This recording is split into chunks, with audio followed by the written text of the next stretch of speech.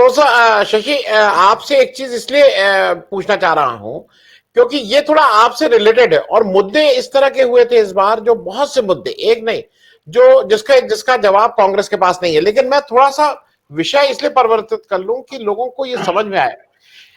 हिमाचल प्रदेश के उन एक या दो राज्यों में से है जहां पे सेंट्रल यूनिवर्सिटी नहीं है। वहां पे एक सेंट्रल यूनिवर्सिटी 2009 में स्टैब्लिश हुई थी, उस समय बीजेपी की सरकार थी, और उसका कंस्ट्रक्शन आज तक पूरा नहीं हो पाया। वो एक टेम्पररी किसी उससे चल रही है। तो इस तरह के तमाम ऐसे सब प्रोजेक्ट हैं जिसको जाके हमारे प्रधानमंत्री जी, मुख्यमंत्री जी, ये लोग इनॉग्रेशन तो कर देते हैं, लेकिन उसकी स्टेटस रिपोर्ट कभी नहीं बताते हैं कि ये हमने कंप्लीट किया कि नहीं किया। ये मैं इस रेफरेंस से कह रहा हूं कि यही बात गुजरात में भी आ रही है। 1 लाख करोड़ के प्रोजेक्ट आ रहे हैं, क्या क्या आ रहा है। तो कहीं ना कहीं हिमाचल प्रदेश में क्या कलई खुल गई है, लोगों को समझ में आ गया है कि ये केवल अनाउंसमेंट होता है, ग्राउंड पे चीजें नहीं होती हैं। नमस्कार आनंद वर्धन भाई। पहली बात तो यह है कि कोई भी सरकार जब सत्ता में होती है तो उसके कार्य का ही जनता मूल्यांकन करती है, विपक्ष के कार्य का मूल्यांकन नहीं करती है। दूसरी बात यह है कि जो कार्य आपने 5 वर्षों में करने का दावा किया था, क्या वो कार्य आपने पूरा किया? केंद्र सरकार जो दावा करती रही है, चूंकि केंद्र में भारतीय जनता पार्टी की सरकार है, तो जिन राज्यों में उनकी सरकार रही या जिन राज्यों में सरकार बनाने की उनकी कामना रही, तो क्या उन्होंने जो वायदे पूरे करने थे उन वायदों को पूरा किया? ये सारे सवाल तो जनता पूछेगी। यद्यपि आज चुनाव अब हो चुका है, लगभग जो है चुनाव खत्म हो चुका है, तो जो मतदान बैलेट यानी ईवीएम में, अब तो बैलेट बॉक्स का सवाल नहीं है, ईवीएम में मतदान हो चुके हैं और जनता का निर्णय भी बंद हो चुका है ईवीएम में। लेकिन ये सवाल है कि आप जनता के सामने क्या वायदे करके आए थे, कितने उन वायदों को आपने पूरा किया? और चूंकि हिमाचल प्रदेश कुछ राज्यों की तरह, जहां मुख्य 2 दल सरकार बनाने के लिए निर्वाचन की प्रक्रिया में होते हैं, तो निश्चित रूप से एक दल के परफॉर्मेंस को जब वो जज करेगी जनता, तो निश्चित रूप से उसका फायदा दूसरे दल को मिलना चाहिए और मिलता रहा है। एक कहते हैं ना कि जब आप किसी की आलोचना कर रहे होते हैं तो जो सामने व्यक्ति होता है वो उसकी प्रशंसा आप करें या ना करें, लेकिन वो मुस्कुरा रहा होता है कि चलो इसका फायदा मुझे मिलेगा। तो मुझे लगता है तो ये सवाल है। अब हिमाचल सेंट्रल यूनिवर्सिटी की आपने बात की, यूनिवर्सिटी तो चल रही है, लेकिन जैसा आपने कहा ना कि पूरी तरह से फुल फ्लेज्ड इस प्रकार की यूनिवर्सिटी जिसकी अपनी बिल्डिंग हो, जिसके अपने कार्य पूरी तरह से जो प्रक्रिया है, जो प्रोसेस है इंस्टीट्यूशन की, वो हो, वो नहीं है। दूसरा सवाल जो है कि देखिए, इस प्रकार के मोदी जी ने बहुत सारे इनॉग्रेशन चुनाव के समय करते रहे हैं। 2019 में भी कई, मैं तो पास में देखता हूँ कि गाजियाबाद के पास हिंडन एयरपोर्ट का उन्होंने आकर के उद्घाटन कर दिया था और आज तक वो एयरपोर्ट फंक्शनल नहीं है। तो आप सोच सकते हैं कि जो सत्ता में लोग होते हैं वो जनता को बहकाने के लिए, भुलावे में रखने के लिए इस प्रकार की कोशिश करती है और वो दिखाती है कि वो कार्य वो करने जा रहे हैं और इस कार्य को पूरा करके दिखाएंगे। सवाल ये है कि जो सत्तारूढ़ पार्टी है, पहले इस कार्य का वो जनता के सामने जवाब दे, उन्होंने 5 वर्षों में क्या किया, जो वायदे थे क्या उन वायदों को पूरा किया, और यदि नहीं किया तो फिर वो दूसरी बार जनता से जो मत मांग रहे हैं, जनता से जो सरकार बनाने के लिए सहमति मांग रहे हैं निर्वाचन के माध्यम से, वो क्यों मांग रहे हैं? अब ये कहना कि डबल इंजन की सरकार, यानी केंद्र में जिस दल की सरकार हो वही दल की सरकार राज्य में हो और यही मुख्य आधार बन जाए, फिर एक और मौका दे दीजिए, एक और मौका देंगे तो शायद हम बहुत सारे कार्यों को पूरा कर पाएंगे।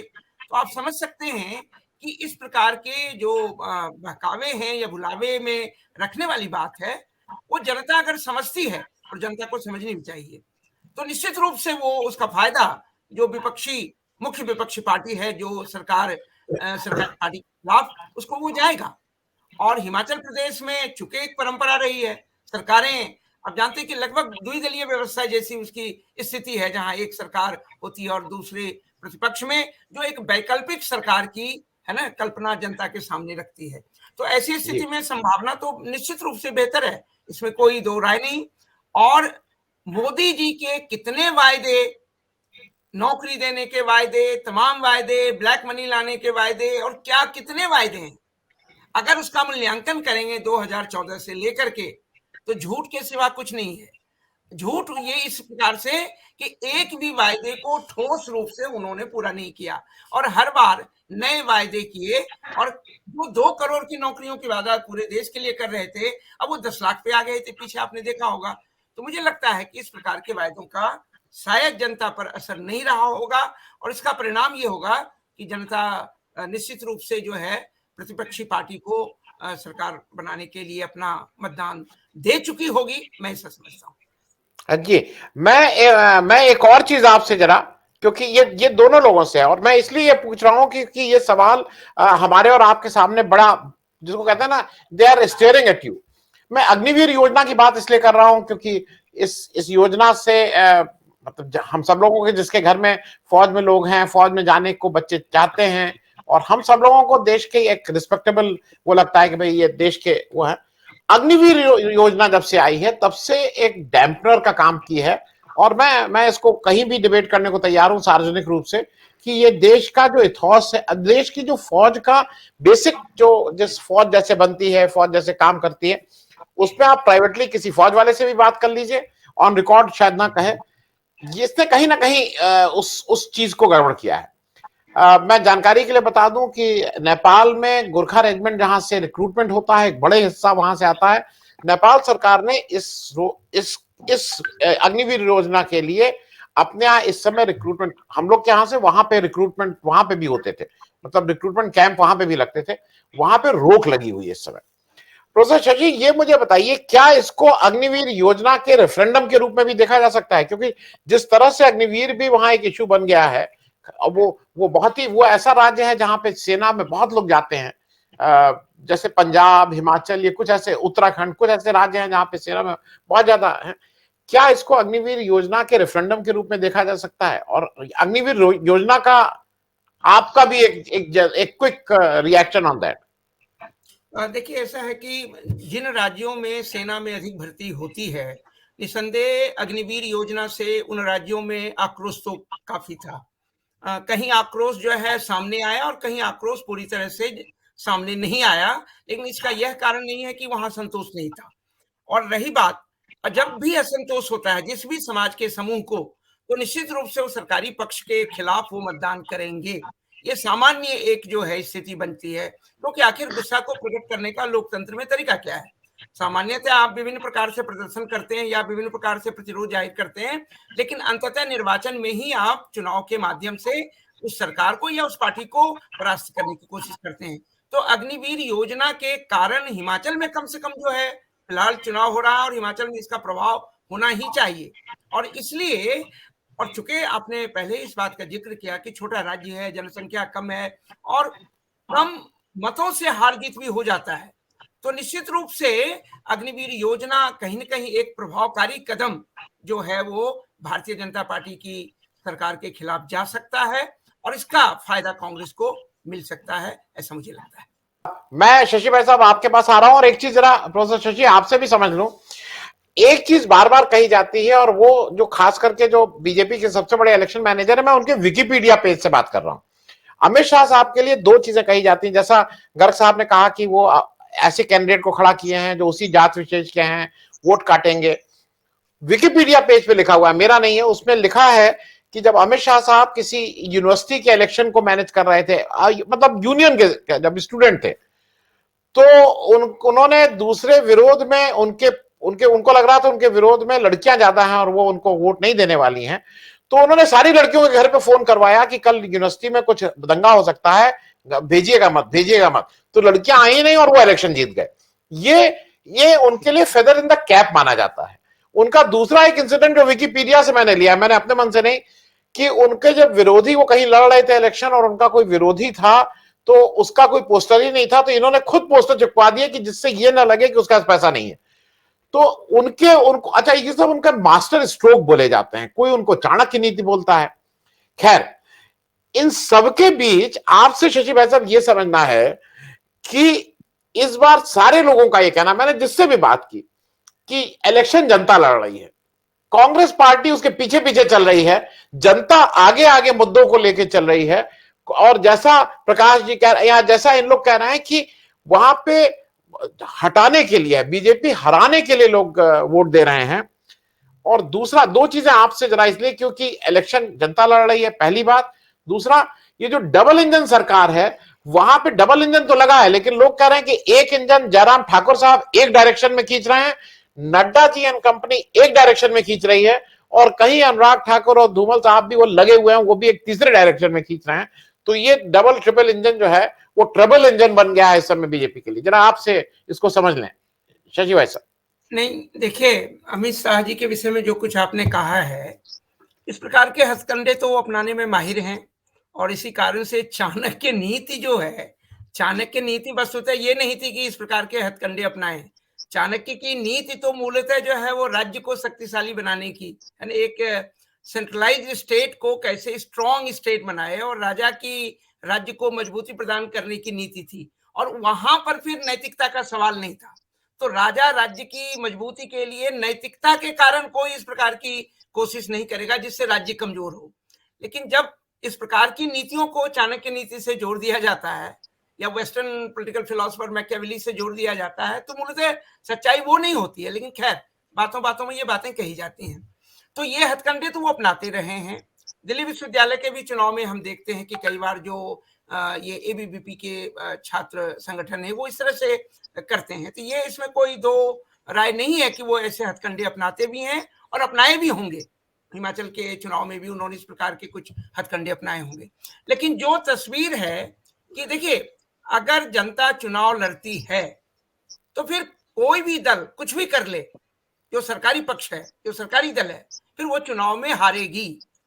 आप एक बात जान लीजिए, 1977 का चुनाव जो है कि जहां जनता ने चुनाव लड़ा लोकतंत्र को बचाने के लिए, और तमाम कोशिशों के बावजूद इंदिरा गांधी और उनके मंत्रिमंडल के तमाम सदस्य और लगभग 9 राज्यों में एक व्यक्ति भी लोकसभा में कांग्रेस की ओर से नहीं पहुंच पाया।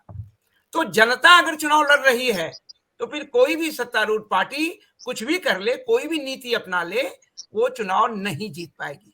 जो वस्तु स्थिति से लग रहा है हिमाचल प्रदेश में, हमारे तमाम साथियों ने जो बातें अभी कही हैं और उन बातों को मैं भी बहुत ध्यानपूर्वक सुन रहा था, तो ये बात तो साफ साफ लग रही है कि पिछले चुनाव में 44 लगभग सीट उन्होंने ली थी और 21 सीट कांग्रेस के पास थी।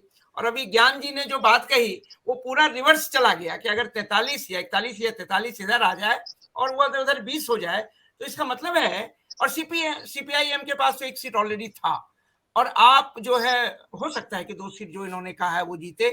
लेकिन इसका मतलब है कि एकदम रिवर्स हो रहा है। और इन बातों से साफ लग रहा है कि हिमाचल प्रदेश में अमित शाह जी की नीति हो या जो आपने बातें की कि ये ट्रिपल इंजन सरकार जैसी भी स्थिति है। देखिए, प्रेम कुमार धूमल के कारण वहां कहीं न कहीं उनके समर्थकों में कुछ आक्रोश तो है ही।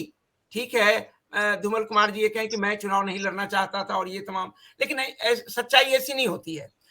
राजनीतिज्ञ जो बातें कहते हैं और जो बोलते हैं, अक्सर वो बातें होती नहीं है। मन और जुबान में बहुत फर्क होता है। तो ऐसी स्थिति में इन तमाम कारकों का भी वहां प्रभाव होगा। और सबसे जो इंपॉर्टेंट सवाल है कि मोदी जी की जो भी उपलब्धियां हैं केंद्र के सरकार के प्रधानमंत्री होने के नाते, क्या है, जनता इस बात को समझ रही है, हर फ्रंट पे समझ रही है। और जैसा कि आपने देखा होगा कि सेना में भी अब इस प्रकार की कोशिशें हो गई, तो जहां सेना में अधिक से अधिक लोग भर्ती होते रहे तो देश की सुरक्षा और देश के सेना में जाते थे, वो भाव और भक्ति वो अलग चीज है, राष्ट्रभक्ति की बातें, लेकिन उनके जीविका का संबंध है। ये वो सेना में इसलिए भी जाते हैं कि वो जीविका का भी संबंध है। तो मुझे लगता है कि इन कारकों का वहां असर तो होगा। और ऐसी स्थिति में जनता जब चुनाव लड़ेगी और लड़ती है तो निश्चित रूप से सरकारें हारती हैं या सरकार हारती हैं, चाहे वो कितनी भी मजबूत सरकार क्यों न रही हो। तो इस बात को समझने की जरूरत है। और हो सकता है कि जनता चुनाव जीतेगी, और जनता चुनाव जीतेगी तो सत्तारूढ़ पार्टी हिमाचल में बुरी तरह से हारेगी, जैसा हमारे तमाम साथियों का, जिनका काफी ग्राउंड लेवल पर जो अध्ययन को मैंने गौरपूर्वक और ध्यानपूर्वक सुना है, मुझे भी मेरा विश्वास और अधिक बढ़ गया है। धन्यवाद। क्लोज करूं उससे पहले लास्ट एक आधे मिनट में प्रोफेसर शशि आपसे लास्ट मिनट चलते चलते एक वर्ड, ये हिमाचल एक चीज में और क्या रास्ता दिखाएगा कि अब चुनाव इश्यूज पे लड़े जाएंगे। अब चुनाव, क्योंकि जो ये पप्पू पप्पू की बात, जैसा ज्ञान जी ने भी बताया कि 8,000 करोड़ करके एक आदमी की इमेज को आप पप्पू करते हैं, और उसका जो सबसे बड़ा आप प्रूफ देते हैं वो देते हैं कि इधर से आलू डालो इधर से सोना निकलेगा। ये खुद कहा हुआ है। मुझे समझ में नहीं आता है कांग्रेस इसको क्यों नहीं। प्रधानमंत्री मोदी जी के इस तरह के बहुत से फॉर्मूले हैं, इधर से सोना डालो उधर से सोना निकलेगा। जब बादल आ जा रहा था तो वो बालाकोट वाला उन्होंने एयर स्ट्राइक, बादल आ गया और उसके उसमें उन्होंने जहाज, मतलब ये कौन से साइंटिस्ट हैं। नाली के पानी से, पानी से, हाँ, नाली के पानी से गैस बना देते हैं। तक्षशिला को नालंदा में ले आते हैं। लेकिन ये सबसे अच्छा इनको और कहते हैं कि पप्पू वो है। मैं आपसे सिर्फ चलते चलते ये पूछ लूं, क्या यहां से एक नए तरह की शुरुआत होने जा रही है जहां पे चीजें मुद्दों पे लड़ी जाएंगी, जहां पे जैसा इन्होंने कहा कि अमित शाह ने आके वो राहुल बाबा और एक माँ एक बेटा, एक माँ एक बेटा, ये सब जो चीजें जिसमें वो बहुत एक्सेल करते हैं इस तरह की बातें करने में, उस पे धीरे धीरे बीजेपी को भी समझ में आएगा कि इस तरह की बातों से अब लोग आपसे भ्रमित होने वाले नहीं। क्या इस तरह का ये एक नई शुरुआत होने की उम्मीद है? बहुत संक्षेप में जी। पहली बात तो ये है कि देखिए, मोदी जी के तमाम जो फॉर्मूले हैं, जुमला हैं, वो सब जनता ने देख लिया है, और अमित शाह भी जो कुछ करते रहे हैं। तो राहुल गांधी को पप्पू बनाने की जो उनकी कोशिश थी, उस योजना में बहुत हद तक पहले वो सफल भी हुए, लेकिन राहुल ने एक अलग राह चुनी है, और वो राह जनता के साथ और जनता के साथ जनता के बीच जाने की राह है। तो ऐसी स्थिति में मुझे लगता है कि जो मुद्दों पर चुनाव हिमाचल प्रदेश में लड़ा जा रहा है, और जिस प्रकार से कई मुद्दों की बात की कि ओल्ड पेंशन स्कीम वगैरह की जो बातें हैं, तो ये मुद्दे तो सीधे सीधे सरकारी कर्मचारियों को प्रभावित करने वाले हैं, और एनपीएस के तहत उनको क्या मिलता है और क्या मिलेगा। तो मुझे लगता है कि मुद्दों की राजनीति की ओर अगर हिमाचल में कांग्रेस की सरकार बनती है या कांग्रेस पार्टी जीतती है, तो निसंदेह भारतीय जनता पार्टी को भी सोचने के लिए मजबूर होना होगा कि आगे के चुनाव में वो कुछ मुद्दों की बात कर लें, अपनी सफलताओं को गिनाते समय सच्चाई को गिनाएं, जुमलेबाजी से बचें, और राहुल गांधी या सोनिया या इंदिरा परिवार को बदनाम करने के बजाय वो जनता के साथ जो जनता के मुद्दे हैं उस पर बात करें। तो हो सकता है ये एक रही राजनीति की एक नई राह हिमाचल के चुनाव से और उसके परिणाम से निकले।